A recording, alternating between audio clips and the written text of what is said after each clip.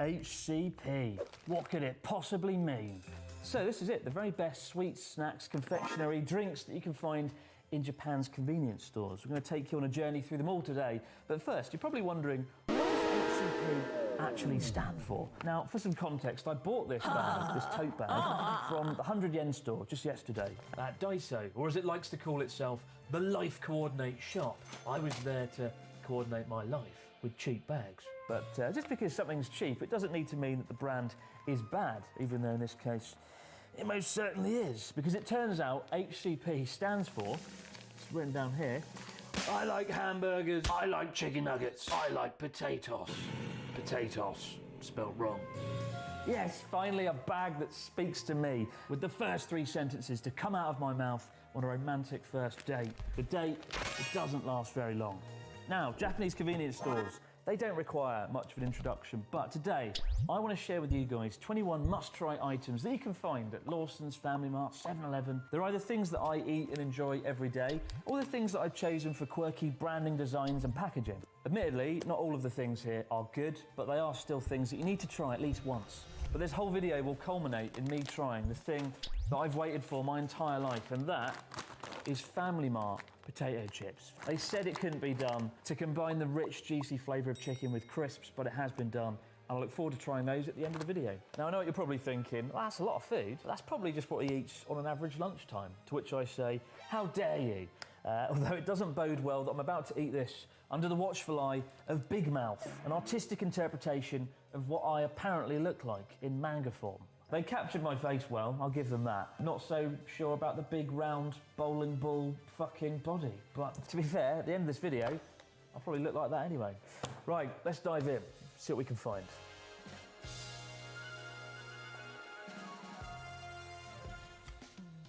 So one of the most interesting aspects of Japanese candy is that they like to combine some kind of medicinal quality into the products. Now, in the US, you have NyQuil. In the UK, we have Rohypnol. And here in Japan, they of course have GABA for sleep. GABA for sleep. Now, this is the one product I'm actually gonna save to last, and I don't want to fall asleep and face plant the table and turn into a snoring wreck. But GABA is in fact an acronym, just like the acronym we saw earlier, HCP, except this one is good because it doesn't mean potatoes, chicken, and burgers. GABA means gamma aminobutyric acid. Yeah, my favourite. Gamma aminobutyric acid is actually a transmitter that sends chemical messages through the brain, and GABA inhibits or reduces the activity of neurons or nerve cells. So that's great, isn't it? Who needs drugs in Japan? Well, we've got GABA for sleep. Continuing the theme of chocolate that pretends to be healthy, maybe it is, who knows, we'll find out later, is Libera. For the longest time, I thought that said Liberia, the African nation of Liberia, because one of Japan's other biggest chocolate products is, of course, Ghana, a tribute to the country of Ghana and its cocoa beans. So I thought, oh, it's Liberia. It's not, it's just Libera. So, important distinction there. But Libera pretends to be a chocolate that's good for you. It says here, shibo ya to no kyusho osairu, literally reduces the absorption of fat and sugar. You know what, I was going to go to the gym today, but instead, I'll eat Libera. I mean, if you want to reduce the absorption of fat and sugar, maybe don't eat chocolate. But I guess the idea is to make you feel less guilty when you eat it, when you enjoy it, as I'm about to do right now. Come in this sort of cube form, little cubes of chocolate. Whoa. I can feel the fat and the sugar like melting away. Good God. That's bollocks, isn't it? Tastes good though, tastes good. Now, because I'm a healthy individual, I'm gonna wash down this tasty Libera chocolate with my favourite, Coca-Cola Plus. Don't worry, Coca-Cola is not typically associated as being a healthy drink, right?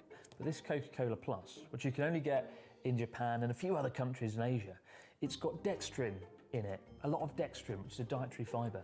It's supposed to help you not absorb fat. And it says on the bottle here, one of these a day with your meal, it'll help with reducing fat absorption. So, you know, between this and this, by the end of this video, you're gonna be a new man. Who needs lettuce and exercise when you've got chocolate and Coke? Tastes awful, absolutely awful. Bollocks, if you want to be healthy, avoid that at all costs. Next up, it's time for something good, and that is cream colon. Cream colon. It's a clever name because cream colon is actually a medical condition you'll get if you eat too much cream colon. The product becomes the affliction. It says on the box here, fragrant milk, the best kind of milk there is. And otona no milku, literally adult milk, which sounds very suspicious. But it's quite common in Japan to see that. Otona no chocominto here. This is adult chocolate mint. It's quite common to see adult being used on branding and marketing of products because it's got a sort of adult taste to it that if children eat, they'll explode into 1,000 pieces. But let's dive in. Let's try some Otona milk, cream colon. Look at that. It's a nice box design. I like that. Big fan. I mean, it sounds awful, but it is like a colon, like a little piece of a slice of colon filled with cream. When you think about it like that, doesn't sound good. But it tastes really great. Cream colon, definitely get it. Just don't eat too many, lest you get cream colon. The most delicious affliction you can get. Next up, we all know the YouTuber PewDiePie, but have you met his Japanese brother? Genji Pie. Yes, that's right, it's Genji Pie. Made, as it says here, from the finest ingredients of wheat, flour, margarine, sugar, and more. Don't stop there, I want to know all the ingredients. Why not make your tea time more delightful with Genji, the heartwarming pie? And there's not just one Genji Pie, there's 28 in one bag. You get more bang for your buck in this Genji Pie than you do perhaps in any other product here. And what I like about them is they're heart-shaped, because if you eat all the Genji Pies in this bag, you will need a new heart. They go hand in hand with cream colon, the ultimate combo. There's cream colon all over the table now. Probably the messiest thing I'll buy today as well. Genji Pie. It's like a little baked treat. Haven't had one of these in years, actually. The only people I see who buy these are like 85 years old, and they put them on the table so when guests come, for something that's been in that bag probably like 6 months, it does still taste pretty fresh. It's quite soft and pleasant. So do PewDiePie proud. Get him some Genji Pie. Now, continuing along the theme of baked goods for a moment. When I was a kid, one of my favourite things was biscuits, custard creams. 2 little biscuits with cream in. Beautiful, loved it, had it every day. The perfect dinner. All the nutrition you could want. In Japan, though, custard creams have a rather different name and a rather more exciting name because custard creams are called sugar butter sand tree.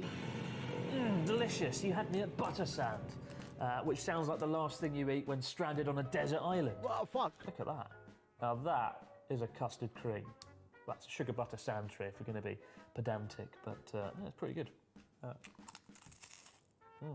The biscuits are very buttery, and the cream, it's up there with cream colon. And there's a mess all over the table now.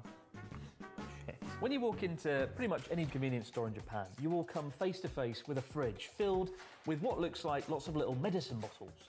And it can be quite intimidating to come to grips with what these things are. You know, for the longest time, I thought they were all medicine of some sort. But the truth is, while many of these items are made by pharmaceutical companies, they're actually just energy drinks in disguise, and even a magic witch's potion that will get rid of your hangover. And so, it's to this place of magic and wonder that we now turn our attention. So imagine you're tired and you need to wake up in a hurry. You've got no access, for whatever reason, to coffee or cocaine.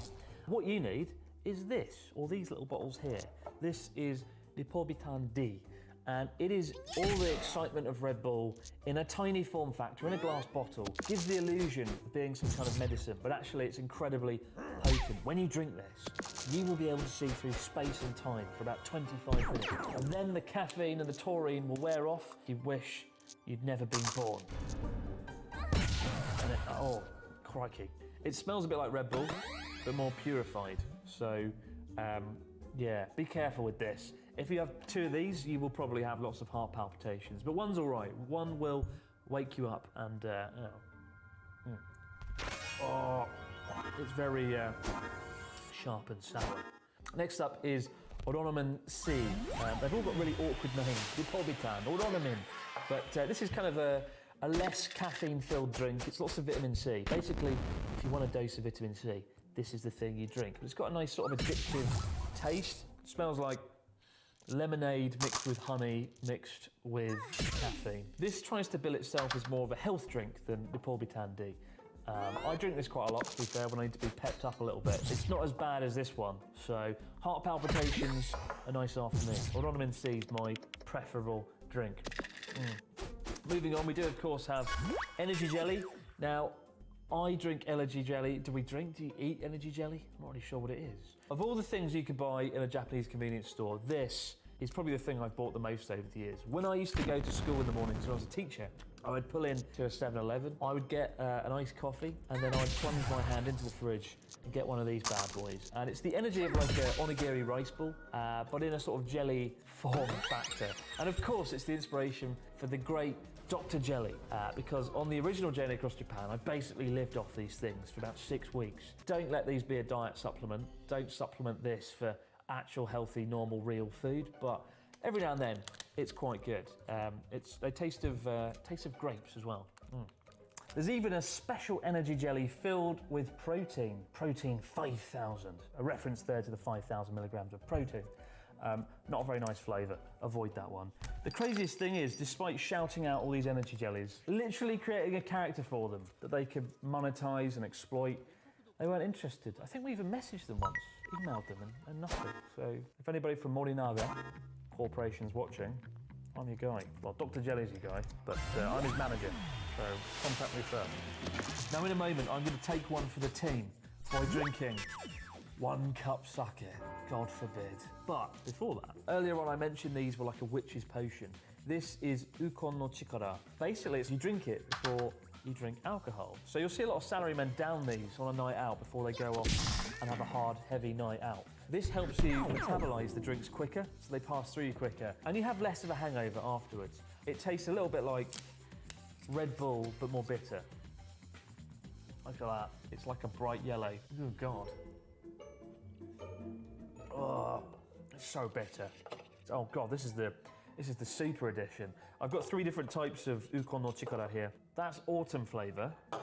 And this is Chomaksu, which is like fucking super level. So this is like a 7 out of 10. It's like a 12 out of 10. They love doing this with branding in Japan though, to make it seem really powerful and tough. I think for some people it might actually work. It hasn't really worked for me, but then I do drink a lot more than most Japanese folks do. Most people in Japan, they get drunk very quickly. So maybe it works if you don't drink that much. Oh, yeah. Why am I drinking it? Oh yeah, because it's time.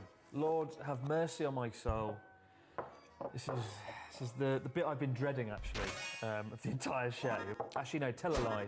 The onigiri spam edition. That's probably my greatest fear.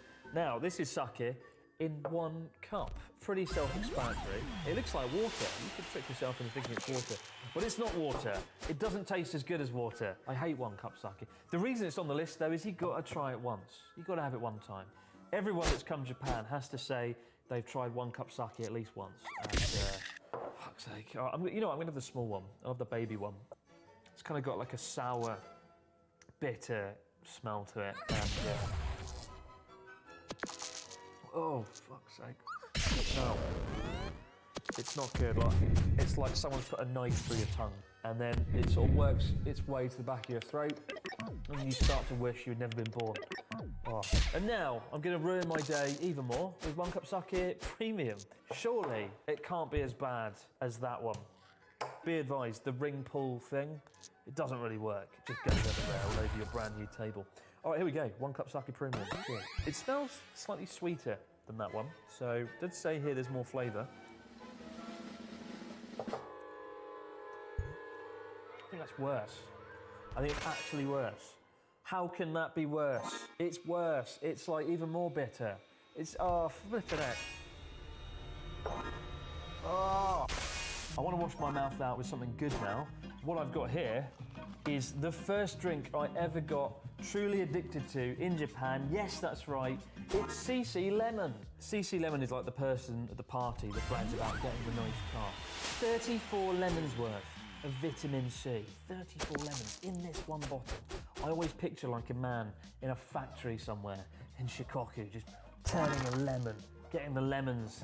There's no lemons really though, is it? It's just powder. But anyway, this is the first drink I got addicted to in Japan. When I was a teacher, just outside the staff room, there was a vending machine. And this caught my eye. I mean, it's very eye-catching, isn't it? It's bright yellow, lots of lemons, lots of big numbers, 34 lemons. At the time, I couldn't read Japanese. Now I can. And I can tell you that on the bottle, it's It's got 1% fruit juice in it, 1% lemons. That's not very good, is it? Let's dive in. Ah, it's very sweet, very nostalgic, but it's basically just sugar water with vitamin C added in. Healthy? It is not. Delicious? Yes, it is.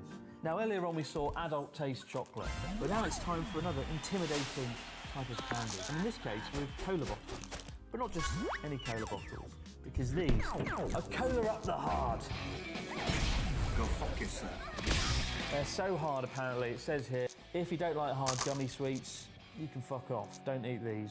It might not say that word for word. This is the guy looking for a fight outside of a nightclub. You stare at him too long, he's going to come for you. That's how I feel staring at this. Intimidated.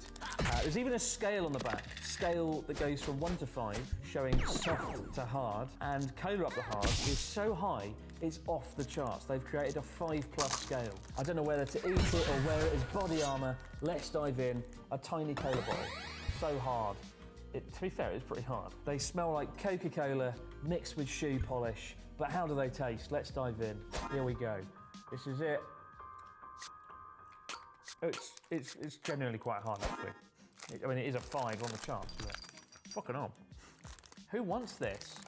Who eats such chewy gummy sweets? Like, oh, crikey. It was so chewy that I just gave up and just swallowed the damn thing whole. They are hard. Hard by name, hard by nature. Cola up the hard. Go fuck yourself. My mouth is now very sugary. I want something salty and savoury. And for that, we've got one of my favourite snacks in all of Japan, umaibo. Literally, tasty stick umaibo. So these cost like 10 yen. They're absurdly cheap, like 10 cents. And what it is basically a giant bloated Cheeto. So it's just a big cheesy stick. But they're actually pretty good. They're really nice. And they've got different flavours. So this one's cheese flavour. This one is takoyaki fried octopus ball flavour. This one, salad flavour. So I'll put that one over there. This is the one to go for, cheesy flavour. They're great, they're really great, look at this. Imagine the thrills of Cheetos, but reasonably priced and in a cute and convenient form factor. You know, it is in effect like a bloated Cheeto. A bit like that guy over there on the shelf. Now the next product is technologically incredible. It's up there with the jet engine and the Saturn V rocket and cup noodles. It is Galbo. Now, when I was a teacher, I keep saying when I was a teacher, but a lot of these foods are connected to my first sort of memories living in Japan. And when I was a teacher, in the staff room, in the summer months, it got to about 36 degrees Celsius. And they, for some reason, they just would not put the air conditioning on. They wanted to cook me alive. They wanted boiled British man. I don't know. What this would mean is you couldn't kind of sit at your desk and just leave chocolate on your desk, because it would melt. It would melt throughout the day. Then one day I discovered this. Galbo. It is a chocolate biscuit covered in unmeltable chocolate. Right, you can hold this in your fingers, you can put a blowtorch to it, and this shit won't melt. Now I'll admit, I've bought Galbo more than probably anything else on this table, with the exception of energy jelly. And only now have I read the back and discovered how it's done. Apparently they just freeze dry it. They put the chocolate on and then they freeze dry it, and that makes the chocolate unmeltable. So, when the sun explodes, and the world is consumed, Galbo will be left behind, and well, that's pretty good. Wow. Genius, Galbo. Got a bit of a wild card option now. I've never had this before, and I was torn on whether or not to put this in the video. It's basically fried cheese with salami in a bag. Was it in the fridge? No, it was just on the shelf, and that sent alarm bells ringing, because the idea that something cheesy and meaty isn't in a fridge is a little bit concerning. It'll probably come as no surprise to many of you that I do like baked cheese. I'll do anything for baked cheese. But even I have my limits. Let's do it. It's got like a pizza-style base under there. Here we go. Oh man, oh. I don't know who that's aimed at. I don't know who would look at that and go, yes, dinner's solved. Because I'm the guy that likes baked cheese more than life itself. But even I have my limits. This is terrible. I do want another bite though. For the road. All right guys, we're in the end game now, and I've saved the best till last. It is onigiri rice balls, which you probably know all too well. What isn't so beautiful, which I don't know if I'm excited or terrified about, is this. This is Spam onigiri. I've never had it. It says tuna mayonnaise here. You can see there it's got the tuna mayonnaise filling, the Spam pork, and the egg. I think this is either going to be quite good or really bad, and I don't know which, but I hope it's good. I mean, luckily I've got these to look forward to. We've got these in a minute. And of course, GBA for sleep, but let's dive in. I've seen this on the shelf now for so long, and I've always wondered what it tastes like. So here it is, the moment of truth. Here we go. Initial impressions, not very good. There's rice everywhere. It looks like a small bomb has gone off inside the Spam. All right, here we go. 1, 2, 3. The thing with Spam is, it doesn't really have any flavour, does it? It's just like a thing, a pink, slightly chewy thing. You know what? It's not bad, but it's certainly not good. It's the bit we've all been waiting for, the big one. It's Family Mart, chicken, crisps, potato chips. There's even a little illustration on the back there showing you how to enjoy them. And of course, like Family Mart chicken, it says right here on the front, I am chicken. I love the branding as well. But the moment you open it, you get that beautiful, the smell of the chicken. Oh God, yeah. You can smell the sort of seasoning, like pepper and different spices, and all of a sudden, I'm glad I made this video. Ah, yeah. That's so good. Quite possibly the best flavoured crisps I've had in my entire 9 years in Japan. That's so good. I'll give it like a 9.9 out of 10. That's really good. I hope you've had some interesting ideas for things to try when you come to Japan though. Obviously a lot of this stuff you can't get outside Japan, and right now would have been a great time to get a sponsorship deal with one of those snack box companies, like, I don't know what they're called, but you know the ones. But this video is not sponsored, it's just me in a room, isn't it? So that was a missed opportunity. Bugger. Now before I eat these GBA for sleep and go into an induced coma, I just want to say guys, a huge thanks for being a part of Abroad in Japan all these years. You know, it took 9 years to get here, to have a room like this, to film somewhere like this, in a room bigger than the size of a shoe. The last few years have not been overly pleasant filming in my apartment. I don't particularly enjoy it, and that's why I haven't really filmed in it much this year. You know, we've been out flying in Cessnas, or climbing mountains, or riding a horse. It's nice to come back inside and do these sort of videos. And while I can't show you around the studio today in this video, I will show you in the next few weeks when it's finished. It's going to be very exciting. I hope to surprise and amaze you with some of the stuff that's going to go on here in this room. Sounds a little bit sketchy, but it's going to be good. Honestly, I think this could be the start of something really cool, and I just want to say thank you for making it this far. And of course, I can't wait to get Natsuki up here and show him around and surprise him and amaze him in the next few weeks. But for now, guys, as always, many thanks for watching. Be sure to check out the Abroad in Japan Patreon for more behind-the-scenes videos, and I'll be back to do it all over again next time on the Abroad in Japan channel. For now, GBA for sleep. Let's do it. Oh. So I'm going to eat these chocolates, then I'm going to tidy up, and in about 20 minutes or so, I'll come back and tell you if they've had any effect. I read online, and apparently it's a bit like taking melatonin, so it'd be interesting to see if it works. Oh, it tastes pretty good though. Probably the best tasting chocolate I've had all evening. I'll come back in about 20 minutes when I've tidied up a bit, and I'll tell you how it feels.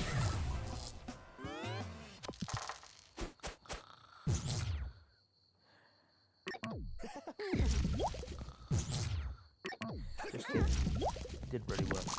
I do feel kind of drowsy, but I suspect that's less to do with GBA for sleep and more to do with the 400 things I've just eaten. Either way, I've got to get going. I've got a date tonight. I just hope that she likes hamburgers, chicken nuggets, and potatoes. Otherwise, it won't end well for her.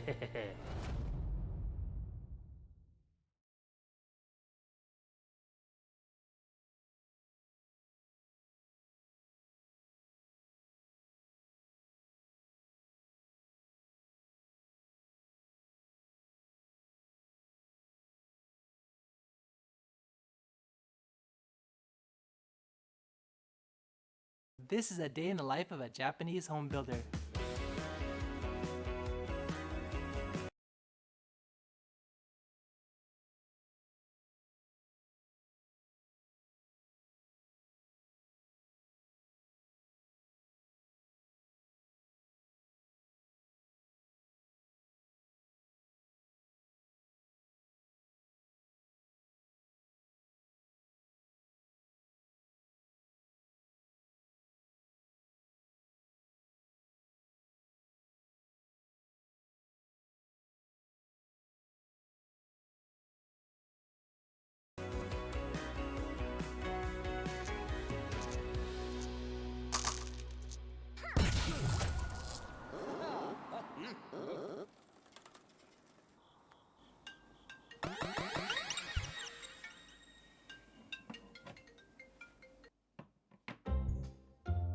This is Yuya, 25 years old, living in Tokyo, and he's just waking up for work.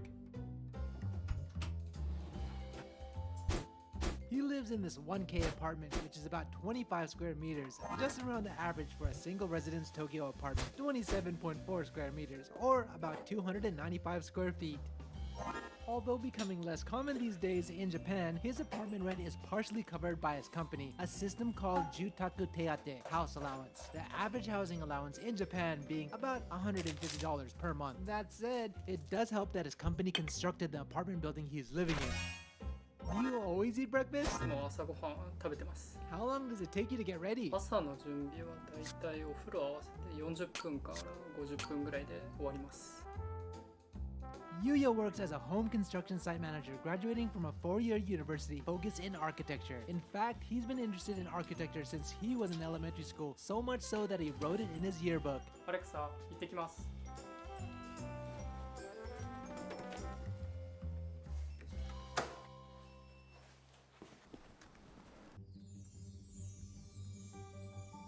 Yuya's apartment is relatively far from the train station by Tokyo standards, so he usually takes a bus first to get to the train station and then rides a train to work. So this morning, instead of going to the office, he commutes directly to the construction site, which is often the case and why his commute times varies depending on the project. Good morning everyone, I'm back with another day in the life, and today we are building a house. Yuya should be coming on the next train. Let's see how he's doing this morning. Good morning. おはようございます。 How did you sleep last night? バッチリ寝れました。午後、事務所に戻って事務処理する予定なんで、眠くならないようにしっかりと寝てきました。 Yuya works at Daiwa House, one of the top home builders in Japan, building 7,000 homes each year with a total of about 17,000 employees throughout Japan. What's that? これは KY 用紙になります。私の方から安全と作業の注意事項の方を書いて、今日する内容を職人さんに書いてもらいます。 KY stands for Kiken Yoshi, danger and foresight. This form is commonly used on Japanese construction work sites to help prevent human errors like miscommunication or overexhaustion, as well as to promote a healthy and safe working environment. おはようございます。入場の方お願いします。 Oh, it seems like more of the construction workers are arriving on site. They're all required to check in via facial recognition as well as to take their body temperature to verify that they're healthy enough to work. Now that all the workers have arrived, it's time for Chore, their daily morning meeting.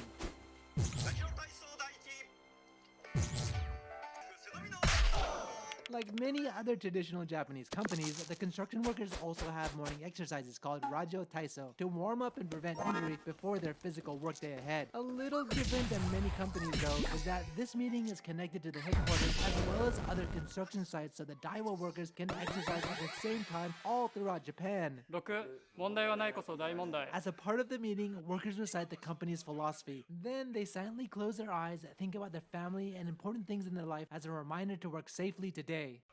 ごひもよし。 Followed up by a uniform inspection. そうよし。おはようございます。そしたら朝礼やります。本日の作業内容と安全注意事項の方をお願いします。換気を十分にして、 At the construction site, there are also workers from other cooperative companies. So as a construction site manager, it's Yuya's responsibility to guide and communicate building plan requirements to each party so the house is built to specification each and every time. ます。ご安全に。 This current project is a 3-story home designed to be a tenant-occupied rental with the owner living on the top floor. 380 square meters of total living space on 132 square meters of land, all scheduled to complete within 4 months. After the morning meeting, the workers including Yuya start with a 10-minute cleaning. What about all the う garbage? ちの現場ではゼロエミッションっていうのを目標に掲げてて、現場からゴミが出ないようにする施策をとってます。 Japan is already fairly strict on waste management, but Yuya's company takes it one step further. For example, they sort their waste into 19 recyclable categories. At the beginning of the day, he performs a walkthrough with the KY form, paying careful attention to the workers' health condition, helmets and safety equipment are being properly used, and tools and materials are properly kept. What's that? フルハーネスといって足場に登るときにつけるものになります。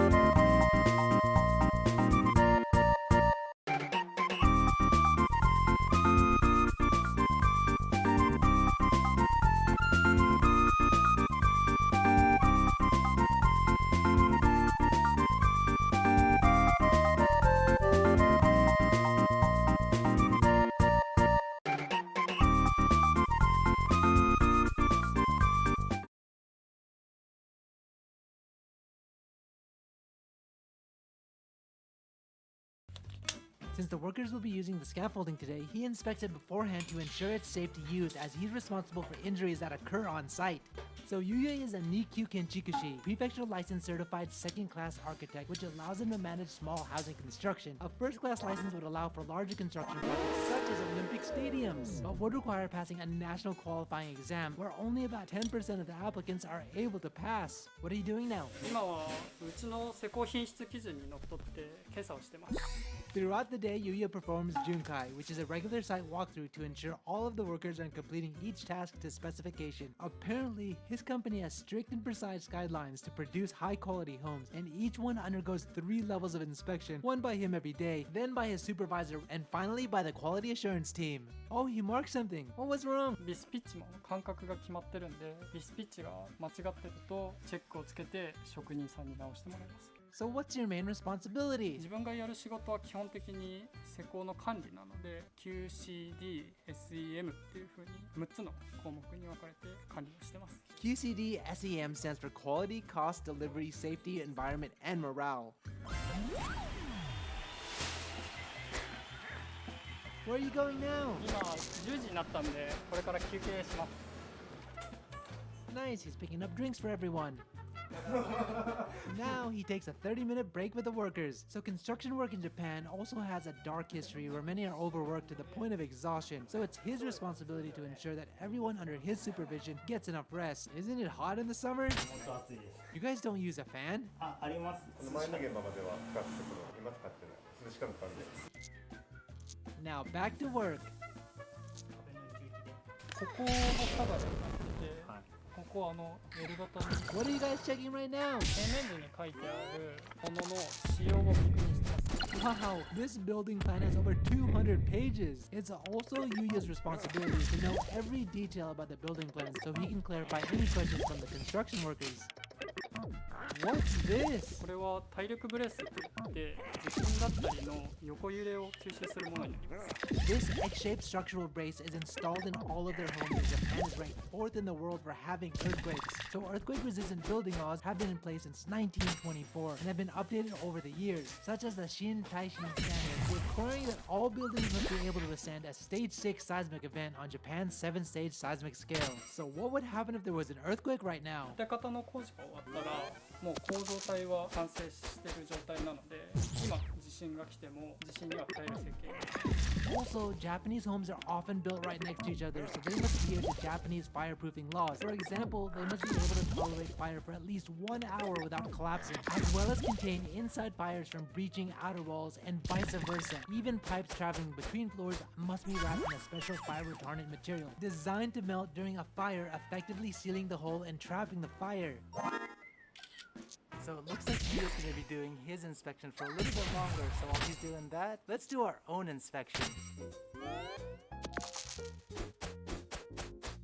Okay, look at this area. It looks like the garage. I guess they're using it as a temporary storage spot for building materials. Can I ask you a question? What are you doing now?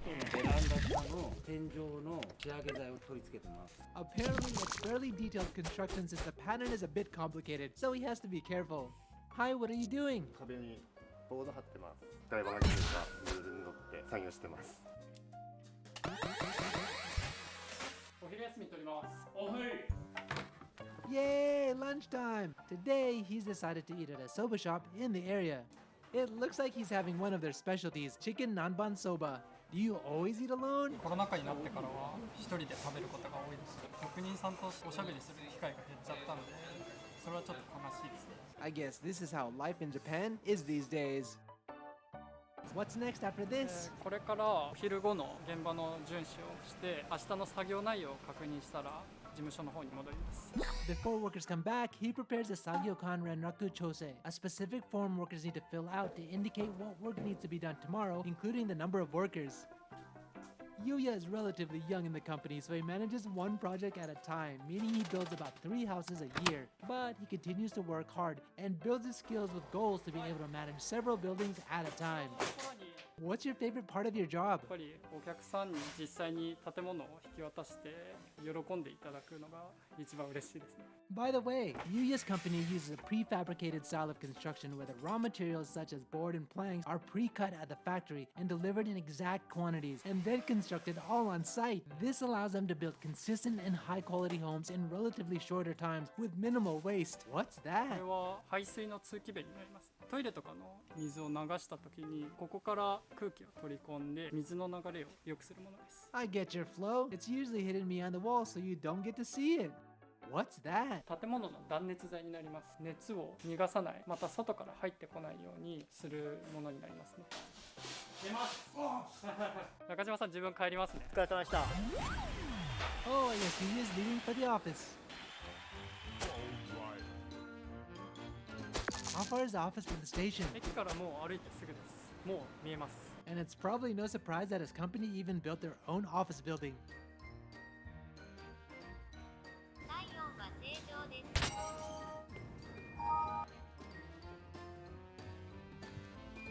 ただいまも出ました。お疲れ様です。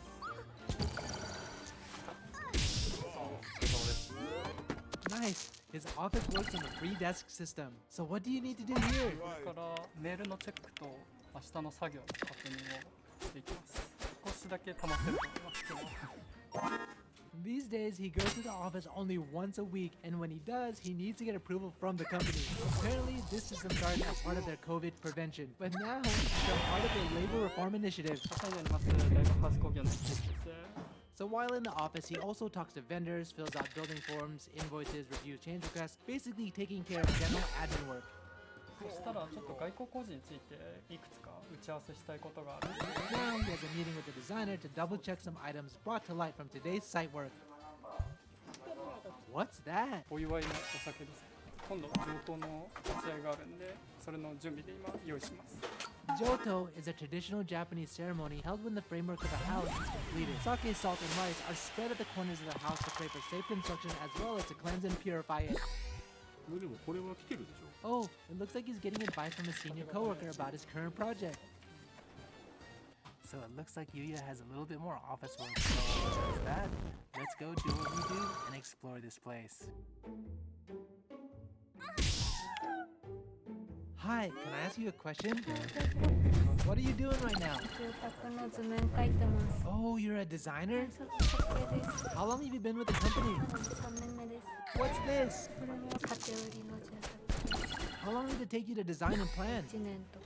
How many houses do you design in a year? 私の場合はまだ6棟とか。 Look at this room. I wonder what they do here. Excuse me. はい、こんにちは。 What's this room? スマートコントロールセンターといいまして建設現場にカメラを設置してここで全ての現場を見れるようなコントロールルームですね How many are there? 1100台ぐらいがついてますね I can see why they call it the Smart Control Center, as it monitors all of their houses and buildings under construction using 360-degree cameras on site. Video is even archived so they can go back at any point in time. Are you always alone in this room? この建設デジタル推進部という部署なんですけど180人ぐらいいます In fact, the morning meeting was held from this room. Huh, it says living salon. I wonder what this is. Hello, what's this place? こちらはですね、大和ハウスで、お打ち合わせを行っていただくリビングサロンというショールームになっております。玄関の広さですとか、実際にこういった形で壁を動かしながらご体感をいただけるようになっています。 So in their showroom, customers planning to build new homes can physically check their space requirements using these moving walls. In Japan, space is generally tight, so every centimeter counts. At the same time, this space allows customers to preview building materials, configurations, and finishes. They've even got mini toilets. On the same floor but outside, their showroom has demo garden configuration so customers can experience it in natural sunlight. That's convenient. Do you still need to do something? 今日やること終わったんで、今日はもう帰宅します。お先失礼します。お疲れ様です。 Yay! Finally done for the day. On the way back home, he stops by his favorite bento shop. Whoa, I guess he's having karaage for dinner. That looks amazing. アレクサ、ただいま。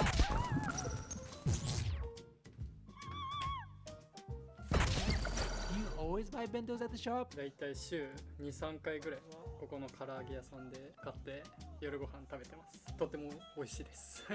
Yuya says that before COVID, he often went out to dinner with his coworkers, but now he meets them online for a drink, which is scheduled for later tonight. So he has a bit more time before everyone gets online, so he works on one of his hobbies, photography. Oh wow, that looks so cool. Where did you take that? これは渋谷のスクランブルスクエアの上から撮りました。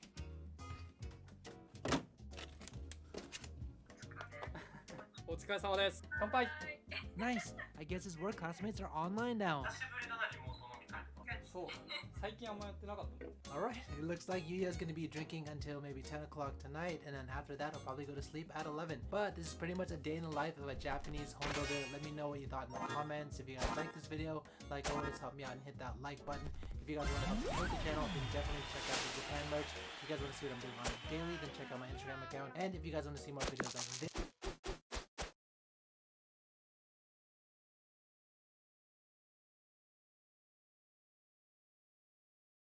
コンビニコンフェッションズです。今日は池袋に来ました。チューハイ飲んだらいい感じですね。すいません。ごめんなさい。どっちの方が好きですか？チューハイか赤ワイン。チューハイ？金メダルかじったことありますか？ないです。好きな匂いとかありますか？すいません、こちらアップなしだと受け付けます。どっちの方がいいですか？チューハイか赤ワイン。チューハイかな。赤ワイン。絶対買わないワイン。ワイン買わない。チューハイボーリングやりたい人、ここでやってますよ。緑 T シャツ。投げた。お、一本。玉ねぎ。ここで呼吸整えて投げた。うわー、ストライク。うまい。ガチうまい。チューハイ飲んだらいい感じ。チューハイ飲んだらいい感じ。変な帽子の宮地ファン。Let's fucking go. Oh, ドープおにぎり Let's go.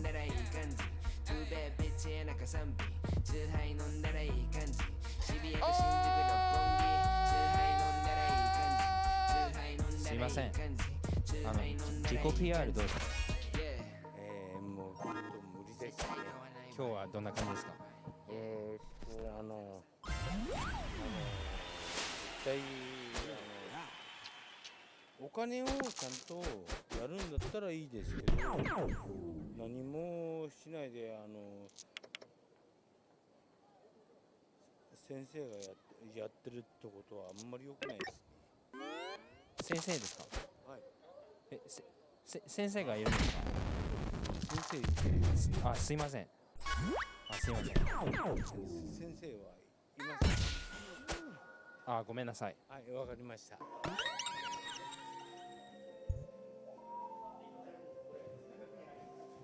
背中に羽が生えたらどうしますか？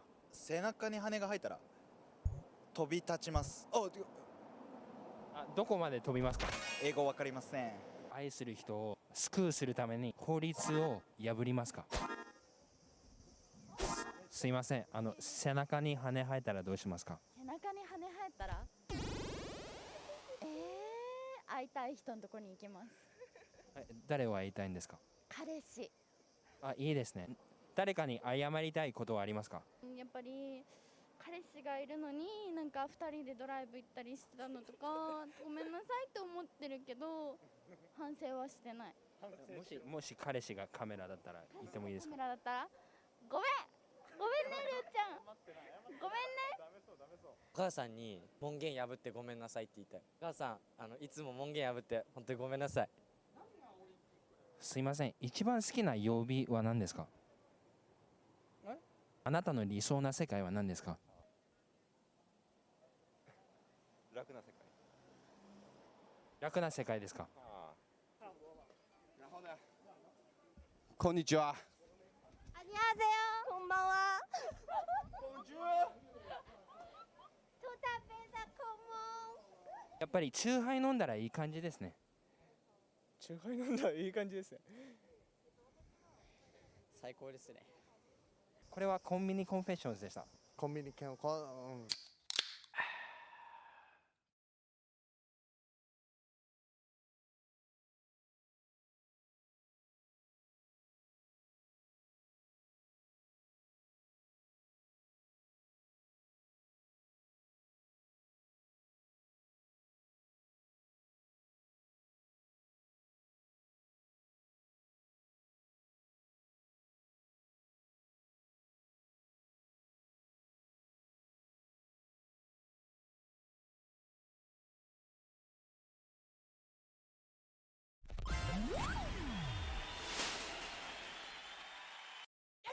コンビニコンフェッションズです。今日は上野の皆さんにインタビューしたいと思います。すいません、チューハイ飲んだらいい感じですね。わかんない日本語わかんないね。最近泣いたのはいつですか？ちょっとそういうのできない。ナイスぬいぐるみ。I like ぬいぐるみ。コンフェッションズです。今日は上野の皆さんにインタビューしたいと思います。すいません、チューハイ飲んだらいい感じですね。わかんない日本語わかんないね。最近泣いたのはいつですか？ちょっとそういうのできない。ナイスぬいぐるみ。I like ぬいぐるみ。すいません、野球好きですか？はい。今日野球やってました。は？夢を教えてください。夢は世界平和です。まあダイエットしたいですね。すいません、焼肉美味しいですか？焼肉美味しいです。今日は上野で愛を探すつもりですか？愛は探しません。それは残念ですね。すいません、もし総理大臣になったら何をしたいですか？ブラドルはすごい一夫多妻制。一夫多妻制にしたい。黒歴史を教えてください。ごまたしたことあります。4月17で今年の3月末に中退しました。小池さんのこと心配してますか？大して心配してないです。小池さん心配してますか？一番好きな野菜を教えてください。ピーマンです。ピーマンは焼いてもなんかお肉と一緒になんか食べても美味しいんで、僕ピーマン大好きですね。ブロッコリーです。ブロッコリー吸うのは楽しいですね。なんですか？ブロッコリー吸うんですか？ピーマン。透明人間になれたら何をしますか？覗きたい。盗みですかね。覗きたい。生き返ったら何になりたいですか？ナメクジになりたい。総理大臣になれたら何を変えたいですか？法律。警察をなくしたい。何？平和にしたい。休みを増やしたい。飲みに行きたい。行った。最近ちゃんと野菜や果物食べてますか？そこそこ。食べてます。食べてます。食べてない。残念ですね。ちなみに一番好きな野菜とかありますか？ほうれん草ですね。レタスです。トマト。レタス。かいわれ大根です。夢を聞かせてもいいですか？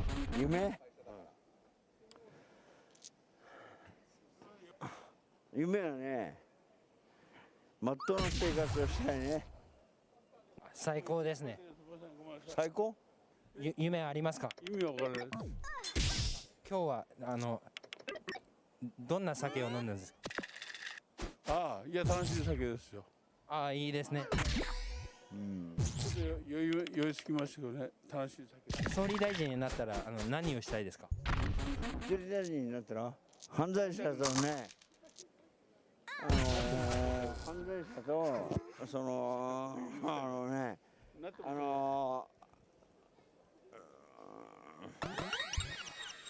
分け隔てをね、なくしてもらいたいね。総理大臣には総理大臣の辛さがあると思います。なってもしょうがない。なりたい人になればいいです。黒歴史を教えてください。黒歴史？前科者には追いかぶされたものがあるよね。酔ってるんで、すみません。これはコンビニコンフェッションズでした。おい、ビール飲んでんの？違うよな。ああ、いいね。チューハイ飲んだらいい感じ。いいね、いいね。もう帰ります。はい、すみません。ごめんなさい。でもいいね。前向いて歩こうよ。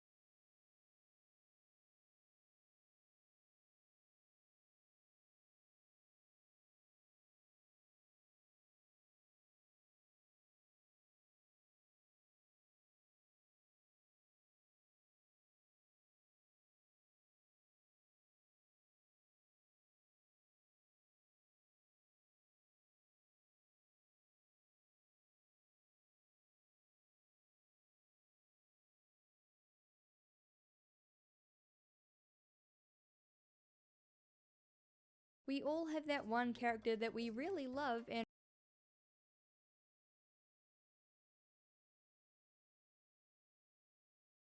if there's one word that I've heard people use to describe the path time and time again, it's haunting. I feel like this game has haunted me for years, constantly in the back of my mind and preoccupying my thoughts. Not only is it a beautiful and obscure game that no one ever talks about, but it's pure psychological horror, not relying on jump scares or super graphic imagery, but instead a terrifyingly dark atmosphere and frightening implications. Released in 2009 by controversial indie game studio Tale of Tales, The Path is a psychological horror art game which retells a grim version of Little Red Riding Hood set in modern times. In it you can choose from 6 girls ranging in age from 9 to 19 as their mother sends them out one by one to travel down the forest path to grandmother's house. Spooky hijinks ensue. As passionate as I am about this game, I've always wondered why no horror or video game essay YouTubers have ever covered it, considering the popularity of games like Silent Hill, Rule of Rose, and Omori, and even horror series like The Walton Files. The Path is pretty similar not just because it's a horror game, but because it's packed with symbolism and metaphor and creepy imagery and is overall really ripe for discussion. So I figured if no one's gonna make this video, I'll do it myself, damn it. Obscure web horror from the 2000s, I just can't quit you. Before we begin, I just want to let you guys know that this game does deal with some pretty heavy topics. Nothing graphic is shown in the game, and this content mainly comes in the form of subtext and implication and sort of things that you can extrapolate from the story yourself, but I'm still gonna give a warning for general dark topics. Again, it's nothing graphic whatsoever, and most of it is just implied through imagery and text and sort of metaphor, but we're gonna be touching on those topics in a thematic and story sense. With that all out of the way, let's take a deep dive into Tale of Tales: The Path.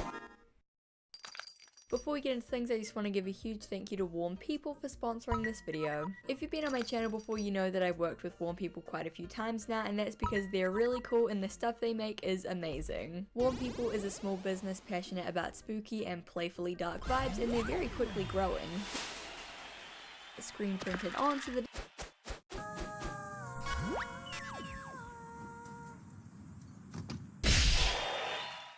Okay, so we can't really talk about The Path without talking about the brilliant yet very controversial game studio behind it, Tale of Tales. Tale of Tales, or TOT, is an indie game development studio comprised of Aurea Harvey and Michael Salmon. Founded in 2003, the studio began producing art in the form of video games, often featuring unconventional gameplay, non-linear storylines, and heavily stylized artistic elements. The studio was hugely innovative and a pioneer in the field of video games as art. Both Aurea and Michael trained and worked as artists before they began experimenting with video games, and this is pretty evident in the stuff that they make. Take for example their infamous Unity game The Graveyard, both mocked and praised for its pretentious artsiness. In it you walk this old lady to a bench, sit her down, and then leave. I'm kidding, obviously that's just the free trial version and there's more in the full version of course. If you pay $6 for the full version, there's a chance every time that the old lady might die. Yeah, that's literally the only difference, and people fucking hated it. Not actually a game, more like an old woman dying at the cemetery while a French song plays simulator. These guys are seriously charging $5 for this garbage. When you look at the store page, you're not watching a trailer.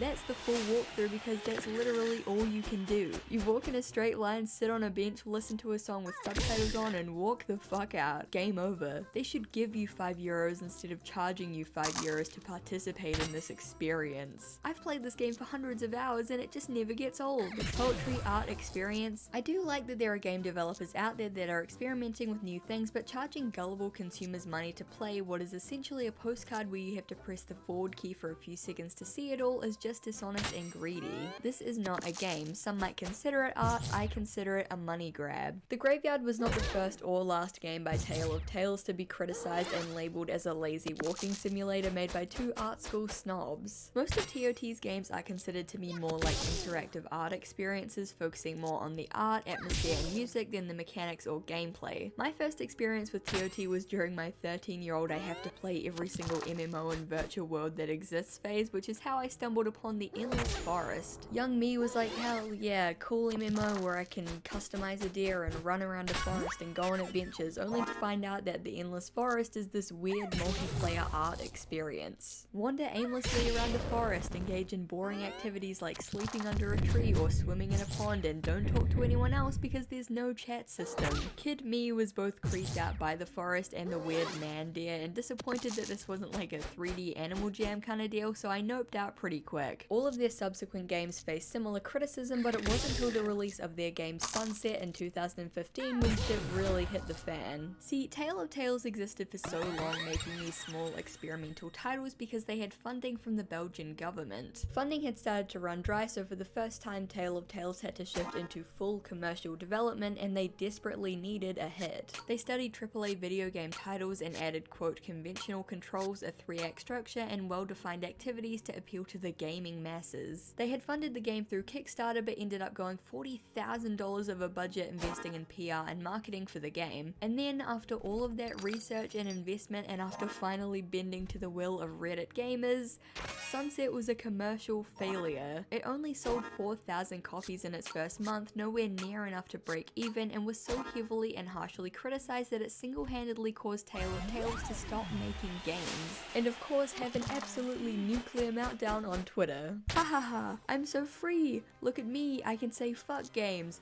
fuck gamers, fuck the game industry, die, die, die, and rot in hell, tongue emoji. Perfect. Goodbye gamers, may you die in the same agony that you caused to thousands of defenseless virtual creatures. I too feel the same way about gamers. All joking aside, and while that rant wasn't their proudest moment, I'm not trying to paint them out as if like everybody hated them. They've garnered a lot of criticism and critique over the years because of their unconventional games, but they're also widely celebrated and praised. Their work inspired some of the greats, including the Stanley Parable, The Vanishing of Ethan Carter, and even Uncharted. When they shut down, plenty of influential game studios and developers and communities came together to mourn the loss of a truly pioneering pair of artists. In the game that we'll be discussing today, The Path stood out as their biggest hit and one of their only games to receive widespread acclaim and even garner kind of a fan base. Before we do a deep dive into the game itself, I have a spoiler warning with a few caveats. The Path is an art game conveying an underlying story and themes through dialogue and imagery, and a lot of it comes from your own imagination and interpretation. You will spend about 99% of your time walking around a forest collecting items, and the developers have been very open about making the game slow on purpose. Personally, I love it, and I think you will too if you like subtle psychological horror experiences and walking sims, but if you're looking for an action-packed video game, you probably won't enjoy it. Here's the second catch: the game is very old and very janky. There are bugs galore in this game, and while they're pretty funny, they can be kind of annoying. Also, this game is notoriously hard to run, and both times I've downloaded it, I had issues getting it to work, and both times they were like separate issues, which was weird. PS, if you install it and it keeps freezing and closing on the title screen, download the newest version of DirectX. I wish someone had told me that before I spent 4 hours trying to get it to work. So those are my qualifiers. If this game interests you and you're willing to spend $10 and jump through a couple of hoops to get it working, I really highly recommend it. If walking sims or slower paced games aren't really your speed and you just want the story and analysis, then this video is for you. Either way, spoiler warning for the rest of the video. With all of that out of the way, let's move on to the game itself and its basic plot before doing a deep dive into the story that it's trying to tell.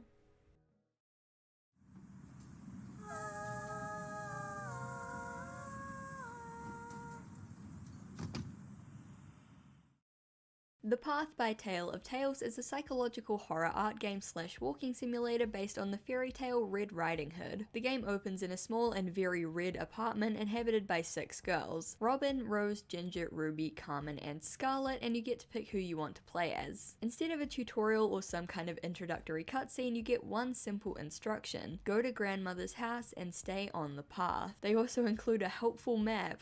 Thanks. At this point, all you have to do is walk or run down the path to grandmother's house as the day gradually turns to evening. Once you arrive at the house and enter, the game switches from third-person controls to an on-rails first-person camera. You can look around slightly and move forward by pressing any key, which will move you in a short burst, so be prepared to spam the any key. You travel through grandma's vaguely creepy house into her super creepy room with a life-size stuffed wolf sitting there and a portrait of whichever girl you picked. You sit on the bed next to your terrifying grandma and the game ends. chance. At this point you get a ranked score of your run and you'll get a fail. Yeah, sorry to all the overachievers out there, but if you follow the game's instructions you get an F. That's because to experience the actual game you have to go off the path. While the path is bright, sunny and safe, the forest is dark, foggy and creepy. The music is ominous, creepy sound effects are abundant, and once you leave the path, good luck finding it again, buddy, because you literally can't. Once you go out of view of the path, it disappears off the map forever and is replaced with an endless looping forest. So now you're stuck in a murder forest with who knows what lurking around. Now what? Well, the only thing that you can do now is explore the forest and find the various items scattered throughout.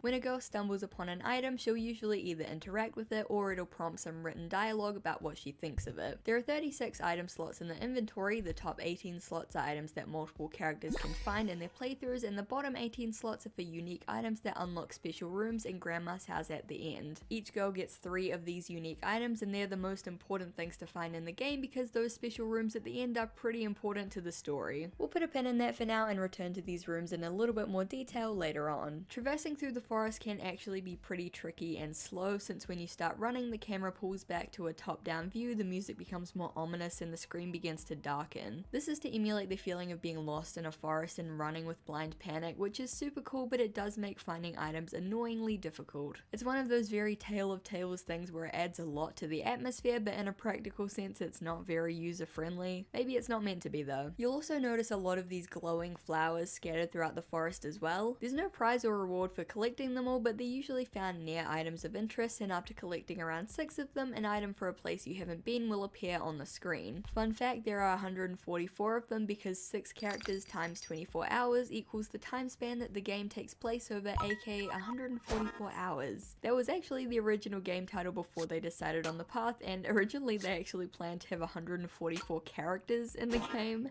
Obviously that idea got scrapped. Another thing you'll note as I'm playing the footage in the background is that a mysterious girl wearing a white dress, referred to as the girl in white, will often approach you in the forest, playing clapping games, cartwheeling, hiding in tents, and generally playing around. If you approach her, she'll take you by the hand and lead you back to the path, where she'll hug you and watch to make sure you don't go back into the forest. It's notable that if you stand still for a long time, your character will stop standing confidently and begin to look frightened or even cry. Stand like this for long enough and the girl in white will come to you and lead you back. By the way, be prepared to jump in your seat when you're soaking up the ambiance of this creepy ass forest and suddenly a figure starts sprinting out of nowhere. Though most of the forest is a grey mess of fog, trees and foliage, making it incredibly easy to get lost and go in circles, there are actually 6 unique locations within: the abandoned playground, the campsite, the field of flowers, the misty lake, the old cemetery, and the ruined theatre. And it's in these strange out of place locations that each girl meets her wolf. It is Little Red Riding Hood after all, and true to the fairy tale, each character in the path has her own personalized wolf, from a fleshy cloud creature to a charming young man to an actual werewolf. Again, we'll put a pin in it. After each girl interacts with her wolf, an ominous cutscene will play before the screen goes black and cuts to their crumpled bodies in front of Grandma's house. Thankfully they do get up, but they look injured and in pain as they slowly stagger towards the house. This section only lasts a few minutes at most, but it's one of the creepiest parts of a game I've ever played. Just the imagery here is just so creepy. Once inside the house, and assuming that you found all 3 unique items, you travel through what is essentially each girl's personal hell with extremely disorientating, unnatural and creepy imagery. From impossible room layouts to floods and storms to moving walls and objects, the game turns the boring if not slightly creepy on-rails house section into trippy nightmare fuel. Once you reach the final room, you get knocked to the ground, everything goes dark, and an assortment of creepy abstract images flash on screen relating to the character and their fate at the hands of the wolf. You then get a grade and good luck getting higher than a B, because I've played this like 3 times through and have never come close to an A, and I've never seen any screenshots of anyone getting an A, and I don't even know if it's possible. The good news though is that your run was a success. Congratulations. Back at the apartment, the girl you just played as will be missing, and you can proceed to play through the rest of the characters. Once all 6 Riding Hoods are gone, you can play an epilogue as the girl in white, who has no dialogue and nothing to say about any of the items. She can however access all 6 areas in the forest, find a path by herself without it noping out of existence, and also it's raining for some reason. This section does have story significance, but in a more practical sense it's a good time to pick up any items you missed during your playthrough and collect the rest of the flowers if you like pointless collectibles. Once the girl in white reaches the house, she'll go through each girl's final room before entering Grandma's bedroom with a lovely little portrait hanging up there, and fade to black. Back in the apartment stands the girl in white, now covered in blood, before all of the girls gradually come back inside the room and resume their usual places. And that's the path. So... what? Okay, I know that was a lot, and there's obviously some sort of weird abstract storytelling going on here. While some people interpret the story quite literally as 6 Red Riding Hoods getting lost in the woods and falling victim to magical wolves, I think knowing Tales of Tales there's a bit more to this story. On the Path's official website, grandmothershouse.net, it claims that the Path is a game about growing up, and this is supported by the developers themselves, writing in an interview, "The 6 girls represent different stages in the process of a girl growing up, which is one of the main themes of Little Red Riding Hood. We are also fascinated by young women, by children growing up in general. While youth is being celebrated as the height of human existence by our Western society, the process of growing up remains a very difficult and painful one, which makes it rather hard to really be envious of youth. The Path offers players a chance to revisit that time of insecurity, of not being in control of your own thoughts and feelings, and an opportunity to compare those thoughts and emotions to their own current state of mind and heart. In simple terms, each girl represents a stage of life from 9 to 19, and each wolf represents a painful or tough experience that they have to go through while growing up. With that basic premise in mind, let's go through each girl and her playthrough to analyze her story and where it fits into this theory. I'd like to note here that while the developers very clearly had stories and themes in mind for the game and each of the characters, they've also purposely made it very open-ended and open to interpretation. I'm obviously going to be talking about my theories and how I see the game, but I hope that as you watch along you can form your own theories and contribute to the conversation as well. With all of that out of the way, let's begin.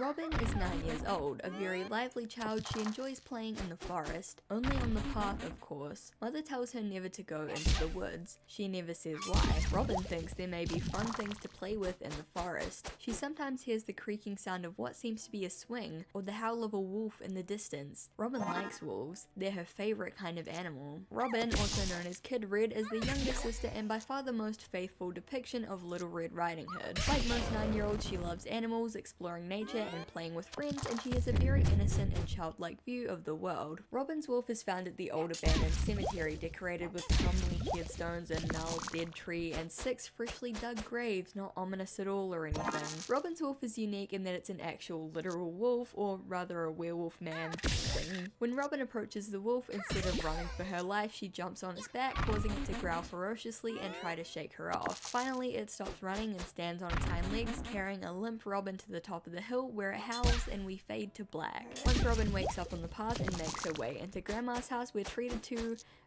quite the mess. All the furniture is tipped over and messed up, and the doors and walls are covered in scratch marks and prints. Upstairs, the walls seem to be patterned with either hair/fur or blood stains, and we walk past a large overturned baby crib with a bird's nest and eggs inside. Up ahead, past a wall with a rocking chair on top, sit 5 chairs with balloons tied to them and presents under them, with a birthday cake in the corner and a full moon peeking through the skylight. We reach the final room, which depicts a large full moon shining onto an open grave with a bed propped up in front of it. Now, I've heard a lot of people say that this is a bloody bed, but on closer inspection I actually think this is a bed with a body taped to it. When Robin falls in, we get images of her face with slashes on top, close-ups of the wolf's teeth, Robin's legs elongated and warped, and the wolf gripping Robin's red hood. Robin's wolf represents learning about death and mortality at a young age. All of her dialogue in the forest shows us that she has this very childlike, sanitized view of the world. She finds bullets pretty, she likes digging in graves because it's fun to play in the dirt, and most importantly, she adores wolves and wants to play with one. She talks about wanting to play with a big and cuddly thing and remarks, "Wolves are just dogs, but werewolves are like people." Bullets, graves, and wolves are things that adults will typically associate with danger, but at Robin's young age, she can't really see this. Similarly, upon arriving at the graveyard, she comments, people die. It's hard to imagine for a kid like me. They die and we put them in the ground like flowers. Also, as a side note, the locations where each wolf is found can tell us a lot, and the fact that Robin's wolf is literally found at a graveyard makes it pretty clear that her story revolves around death. In that same graveyard, upon finding a dead baby bird that fell out of the nest, she remarks, "A young dead bird, not me." In the first quote, Robin compares burying the dead to planting flowers, yet another very naive and childlike comparison. In the second, we see that she's unable to understand or sympathize for the bird because it isn't her. In the real world, a lot of young kids act like this. They've been taught about the concept of death but have no way of comprehending, understanding, or sympathizing with it because, well, it's a heavy concept for a kid. More specifically to the story, I believe that Robin approached a dog or wolf thinking that it was an innocent and cuddly creature but was seriously hurt, causing her to realize her own mortality and have to come to terms with the idea of death. This animal attack theory is supported by developer Aurea Harvey, who wrote on the Path development blog, quote, "He sort of passively wanders around. Robin is more aggressive than he is, as Robin sneaks up on him, forgetting that though he may be cuddly, he has thoughts and feelings and may not like having a little girl ride him like an animal." Circling back to the graveyard, the dead Robin is not only very on the nose foreshadowing to human Robin's fate, but is referenced later in the house when we see a nest of birds' eggs and a baby's crib. The nest and egg imagery combined with the crib seem to symbolize her innocence and young age, which is contrasted with the rocking chair and the open grave in the final room. The themes of life and death are frequently contrasted in Robin's playthrough, which makes sense as she's now having to come to terms with these concepts. Obviously, there's plenty of werewolf imagery in the house, from the tipped over furniture to the full moon to the scratches and the blood on the walls and doors, but the devs themselves wrote on their development blogs, sometimes scratches on a door are just scratches on a door. So I think these are just literal representations of Robin's wolf. As for the taped up bed in the final room, I think this could symbolize Robin becoming bedridden from the attack or injury, which is supported by the weird shot of her legs being all warped. It's possible that the attack left her seriously injured and physically unable to move, hence the constricting red tape in the shape of a body, but that's just my interpretation and maybe that's just a reach. The sisters and their wolves all represent different life stages and various tough life lessons that we may learn along the way. Since Robin's so young, it makes sense that her entire arc is basically just about coming to terms with the concept of death, since that's something that all kids have to go through.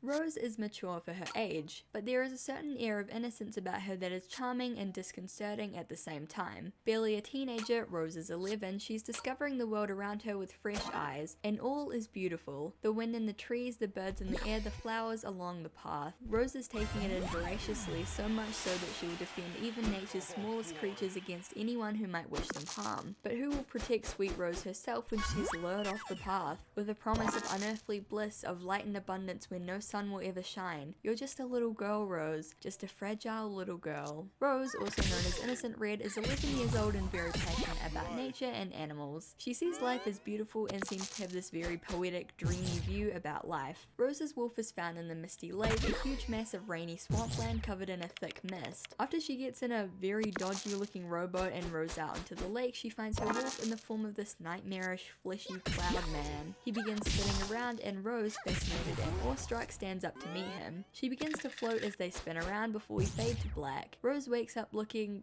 not so great and makes her way into Grandma's house. Inside the house it's raining and thundering, and the first unique room comes in the form of a bright red bathroom which begins to stretch on as we make our way through it. There's a desk with a birdcage hanging over it and a long hallway of doors which begins to flood with dirty water. We then submerge in a flooded greenhouse filled with plants before entering a very blinding white hallway to the final room. The final room contains pieces of a broken bed flying around in a tornado with mist filling the room. We're lifted up, spun around a bit, and then we're out. The final images contain depictions of the cloud wolf, Rose's arm, a bunch of roses in a weird unnatural pose, and whatever this is. I'm gonna be honest, then we're out. Very blinding white hallway to the final room. The final room contains pieces of a broken bed flying around in a tornado with mist filling the room. We're lifted up, spun around a bit, and then we're out. The final images contain depictions of the cloud wolf, Rose's arm, a bunch of roses in a weird unnatural pose, and whatever this is. I'm gonna be honest, I really struggled with Rose's story more than any of the other girls, and when I've seen other people doing their own interpretations, they're all very different and mixed, so she's definitely the most contentious of of the sisters. I believe that Rose's wolf represents learning about the dangers of the world. Okay, so I know that sounds pretty much identical to Robin's whole thing, but let me explain. While Robin's arc is about learning about the concept of death as a young child, I think Rose's arc is about learning that the world isn't always a beautiful and kind place, and life can often be chaotic and cruel.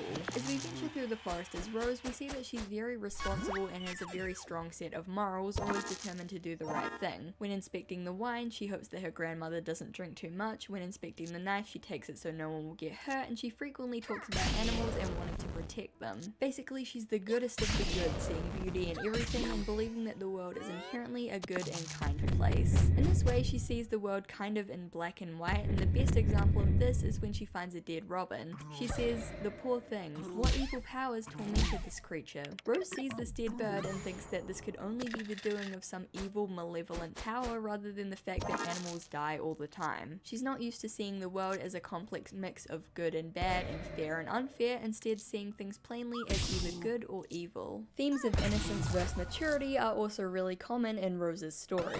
In the blurb, she's praised as being mature for her age, she speaks and dresses like a wise old soul, and even Ginger makes a comment on the Grandmother's House website about how old Rose seems. I think a lot of kids are told at a young age that they're really intelligent or mature for their age, and they end up internalizing that and then growing up and realizing that they didn't actually know shit. Despite how often everyone talks about Rose being mature or old, she's shown to be extremely naive. When finding a dirty hypodermic needle in the forest, she says, "Somebody is sick. Where are they now? Perhaps they need their medicine." When finding treasure, which Scarlet later says is obviously fake, she claims she's gonna give it to those in need. She sees this creepy, misty swamp lake and makes an enthusiastic comment about welcoming the clouds onto Earth before getting in a ramshackle boat and rowing out there like a dingus. Her blurb even makes 2 comments reiterating how she's just a little girl. It's clear that while Rose and the adults around her might think that she's wise and responsible, at the end of the day she's just an 11-year-old kid. Instead of seeing a misty, rainy swamp and a very unsafe boat as a potential danger or safety hazard, she sees them as being beautiful and an exciting opportunity for adventure, trusting that the world will be good and won't harm her. Her wolf encounter is about learning that the opposite is true, that the world and specifically nature can be chaotic and violent. More specifically to her story, I think that it played out more or less like it did in the game. Maybe she went out onto a lake or a swamp in bad weather conditions and nearly drowned, bringing her to the sobering realization that nature and animals and life itself can be chaotic. This is sort of reinforced by the theme of water throughout her run, from the swamp itself to items like the bathtub and well to the thunder and rain flooding Grandma's house. I think the flooded greenhouse room is meant to represent how her very idyllic and peaceful view of nature has been turned upside down by this new realization. My theories stop there though, because as for the rest of Rose's house, I have no idea. The long bathroom hallway, no idea. The desk and birdcage, no idea. The huge checkered room lined with doors, no idea. Some people have proposed the idea that Rose's arc is about religion or spirituality, considering how often she brings up floating or flying in that one comment about evil powers. Even Rose's blurb is filled with kind of weird spiritual sounding descriptions. I can definitely see those connections, but I'm still pretty much unsure about her whole arc, so I'd be interested to hear what you guys think.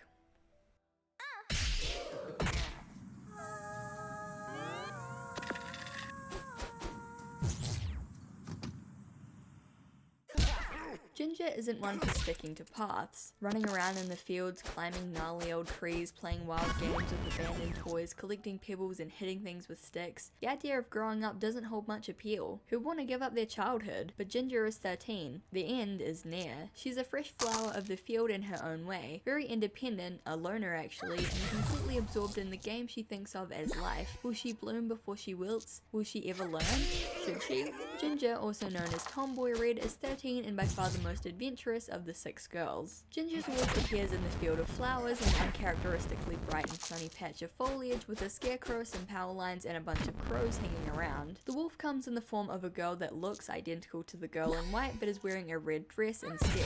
She approaches Ginger from behind, covering her eyes, and the two start chasing each other. The girl in red falls over and brings Ginger down with her, where they lie together and we fade to black. Ginger wakes up in front of Grandma's house and makes her way inside, where we're greeted with a very silent hilled 2-ish aesthetic. The floor and windows are covered in rusted red chain link, giving a very industrial feel, and black hair is strung all over the living room. Upstairs we continue past more hair before shrinking down in the bedroom and going under the bed, where we can see a dead bird, a bunch of toy army soldiers, and a toy dinosaur. As we emerge we see a seesaw before the walls go absolutely bananas, and we enter the hallway to the final room. The final room is huge and bathed in the color red, with bloody mattresses lining the walls, barbed wire stretching across the floor, and raven feathers falling from the ceiling. Or, I don't know, crow feathers, peacock feathers? They're blue feathers. Ginger's final images flash by, including an image of the girl in red with barbed wire overlaying her hands, Ginger's clenched knees with barbed wire over them, Ginger's warped neck, a close-up of the girl in red, and Ginger's flailing arms. End scene. Now Ginger's path can be read in quite a different number of ways. Unlike most of the other wolves, the girl in red doesn't look creepy or dangerous, and Ginger's encounter is the only one framed in a very positive light. The field of flowers is beautiful and brightly lit, and the two girls seem to be having fun playing together, so why does Ginger then wake up in a mess in front of Grandma's house? Well, Ginger's wolf represents womanhood and the physical changes that come with growing into a young woman, more specifically stuff like periods. I know that sounds really weird, but let me go over a few key points. In Grandmother's house, the final room is literally covered in blood-stained mattresses, and the recurring theme of barbed wire and industrial rust might be trying to convey how uncomfortable Ginger feels in her changing body, or just how painful periods are in general. One of the final images is of Ginger's knees clenched with barbed wire overlaid on top, reinforcing this period imagery. There's also Ginger's wolf, the girl in red. No, not that girl in red. If the girl in white represents innocence and purity by trying to lead the girls back to the path, the girl in red represents the opposite. Her dress is bright red and her ponytails are flipped upwards almost to look like horns. In the field of flowers, she sneaks up on Ginger from behind and surprises her, much like how puberty itself can be an unexpected and unwanted surprise for a 13-year-old like Ginger. The field of flowers itself is important, as when discussing a girl growing up, people often say like, she's flowering into a young woman or whatever. Since each of the wolf locations is so carefully chosen for each girl, I think the flowers in connection with Ginger's whole arc of growing up was intentional. In Grandma's house, the comparison between the girl in white and the girl in red is drawn again when we see two beds placed next to each other, one white and one red. Now I could be wrong, but I feel like the girl in white represents innocence and therefore childhood, and the girl in red represents the opposite. Now I am quite wary about using words like innocence and purity in this video, because sometimes those words are used to kind of devalue women or insist that they have to be like virtuous or whatever. But in this video I'm kind of trying to use it in a way to convey that the girls are naive and kind of sheltered from the realities of the world, and kind of innocent in the sense that they haven't really gone through a lot of life experiences yet. Just because Ginger starts to go through puberty doesn't mean that she's lost her innocence or she's become the opposite of innocent. But I think the white and red girl parallels are more to suggest that she's beginning the transition from one life state to the other, from child to teenager to adult. There's also the theme of masculinity versus femininity, and this is a very interesting theme that's pretty ripe for discussion. In terms of the entering puberty theory, Ginger's clear disdain and avoidance of anything feminine seems to imply that she isn't ready to accept her femininity or becoming a woman. She dresses and acts more stereotypically boyish than her sisters, likes playing rough and explosions and dirt, and there are lots of toys found in the bedroom that are more associated with boys stereotypically. The girl in red herself is pretty feminine to contrast with Ginger, so her wolf encounter could represent her coming to terms with femininity or womanhood. However, many people instead interpret Ginger as transgender and struggling with her identity due to her apparent struggle to identify or accept her assigned gender. The final cutscene and the girl in red have also led many people to believe that alongside Ginger's struggle with growing up, she's struggling with her sexuality. Honestly, I think these are both great readings, which I definitely see, and her story doesn't have to just be about one thing. Questions about sexuality and gender go hand in hand with puberty, so it's entirely possible that she's struggling with all of these things at once, and her wolf represents coming to terms or beginning to accept these aspects of herself.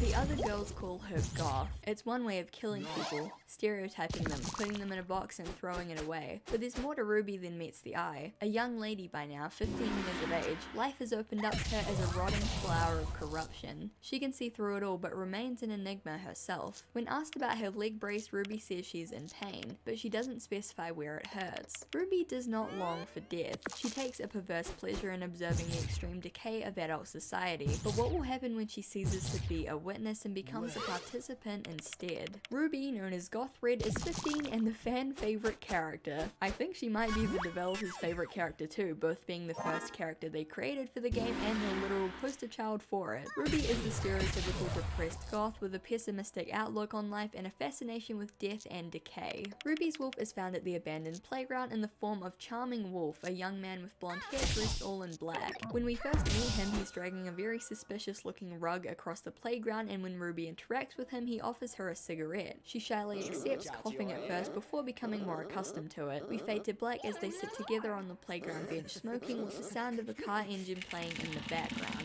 Ruby wakes up in front of grandmother's house in a very unnatural position, with her leg brace blending into the bridge so much that it almost looks like she just has one leg. Once we get inside grandma's house, we see that the entire place is glowing in neon colors, and I've gone over this footage like 20 times and I'm not 100% sure, but I think those are beer cans under the table. There's also a knife on the table and beer cans in the fridge. Upstairs, the room is filled with black smoke and the unmistakable sound of a car engine as we enter a stretching neon blue hallway filled with school lockers which flips sideways. We then enter through a door into a huge school gymnasium with car tire marks all over the walls. We enter into a bird cage which swings wildly around and crashes down onto the gym floor. Also nice touch, the school sports team is called the Wolves. We see a crash car fuming before entering a smoky hallway filled with engine parts and machinery which then begins to rumble like a car engine. In the final room, we see the walls are speckled with a rotten dark red and black color, a large sheet of metal overhead rumbles like a car, and a bed sits on a carousel with a huge piece of metal splitting it in two. Ruby's final images contain depictions of her face shattered like a porcelain doll, her body lying on the ground, Charming Wolf's arm, and a picture of her body with all but her leg brace obscured. There is like a lot going on in Ruby's story, but I think her wolf represents self-destructive behavior and mental health, more specifically depression. I think Ruby was suffering from depression for many years, and because she didn't care about her own well-being, she ended up falling in with a bad crowd and engaging in self-destructive behavior like drinking and drugs. This culminated in a car crash which left her disabled and spiraling into an even deeper pit of depression. So let's look at Ruby's wolf. The Charming Wolf is a symbol of self-destructive behavior. When we first see him, he's dragging a body and a rug, foreshadowing how this self-destructive behavior will be the death of her if she doesn't change her ways. He also gives her a cigarette, which is significant for a number of reasons. Earlier in the game, Ruby remarks on wanting to try cigarettes since they shorten your life, and in the final images before her death, we see Charming Wolf's face and arm overlaid with images of cells evoking cancer imagery. That smoke filling grandma's house may not just be from a car, but maybe a cigarette. Him offering her a cigarette is just another way of showing how she's engaging in harmful behavior that may eventually get her killed. Charming Wolf also works well as a representation of peer pressure and falling in with a bad crowd, or maybe more specifically falling in with a bad boy. His name is Charming Wolf after all, and he seems to be able to charm her into trying a cigarette when she initially shies away from it. On the developer blog, Aurea Harvey wrote, quote, "I don't think it was the first time he and Ruby met at the playground either." Another important theme, and probably the most prominent imagery throughout her playthrough, is the theme of cars and Ruby's injury. One of Ruby's most recognizable features is her stark black leg brace, which she wears on one leg and seems to limp on. In Grandma's house, the gym is filled with swerving tire tracks and a crashed car, and a hallway is lined with engine parts and smoke which rumbles as if it were in a car. Ruby can also interact with a rusted car in the forest, saying, quote, "Engines and friends.